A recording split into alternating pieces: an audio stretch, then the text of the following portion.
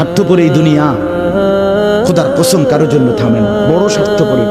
হ্যাঁ, যেদিন বাপের জানাজা পড়ে, যেদিন বাপের লাশ কবরে দাফন করে, সেদিনও বংশধর সন্তান ছেলে মেয়ে ঘন্টাখানিক 2-4 ঘন্টা কাইন্দা কাটটা হইলো, রাতের বেলা ঠিকই ভাত খায়।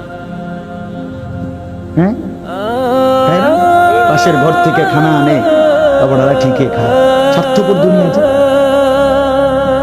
থামে না রে ভাই, থামে না দুনিয়া। ওই জন্য আমাদের কারোর জন্য থামবে না। তুমি আমি মরে গেলে শেষ।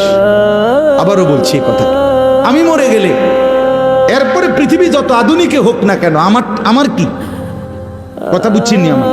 আমি মরার পরে যদি সবার ঘর স্বর্ণের বাড়ি হয়ে যায়, তো আমার লাভ হইল কি?